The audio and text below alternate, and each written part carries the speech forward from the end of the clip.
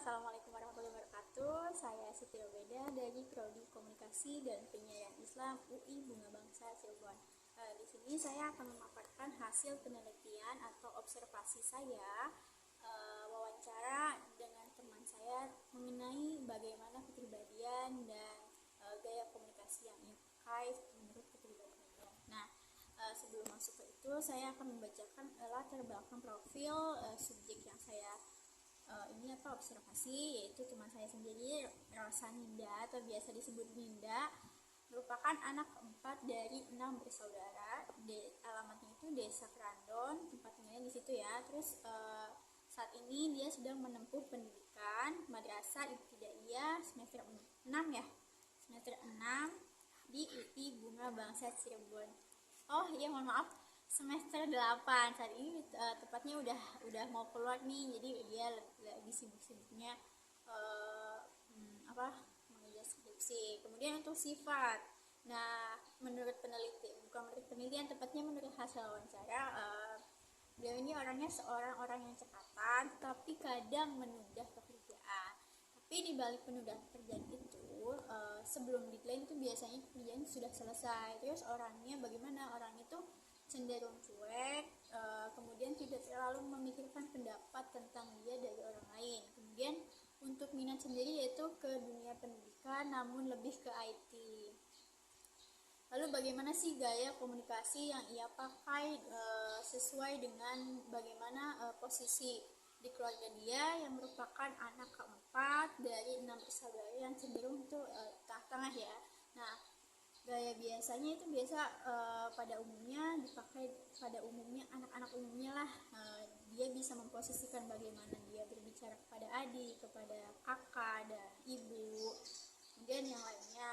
Lalu bagaimana timingnya? Biasanya untuk waktu-waktu yang kosong dia selalu mengambil peluang untuk berbicara atau deep talk dengan ibunya. Kemudian dia juga menurut dia adalah tipikal orang introvert. Jadi kalau misalkan untuk pembicaraan dengan orang baru itu lebih menunggu, jadi lebih menjadi komunikan daripada komunikator. Tapi kalau misalkan untuk orang-orang yang dekat itu dia lebih cenderung terbuka. Jadi memang butuh proses ya untuk sifat introvert ini. Kemudian untuk cara menyikapi masalah itu cenderung terlalu overthinking.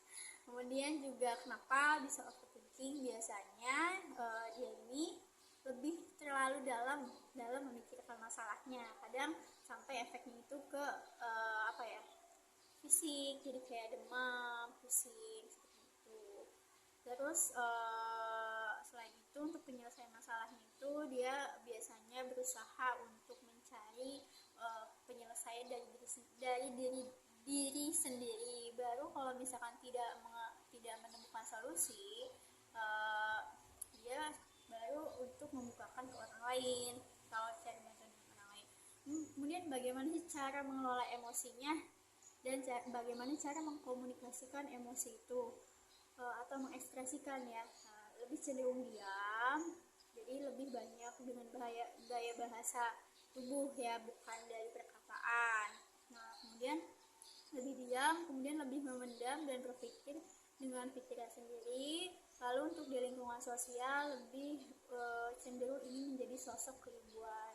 Dari sini kita berpendapat bahwa kalau misalkan untuk gaya komunikasi ini bisa dipengaruhi oleh sifat introvertnya, kemudian posisi di keluarganya juga mungkin, kemudian apalagi ya, mungkin lingkungannya juga. Oke. Tapi di sisi lain ada beberapa plus, yaitu salah satunya cekatan, terus juga tepat deadline itu, jadi nggak molor gitu. Jadi sifat tanggung jawabnya itu keluar. Mungkin itu saja presentasi dari saya mengenai analisis bagaimana komunikasi dan sifat psikologis dari seseorang. Assalamualaikum warahmatullahi wabarakatuh.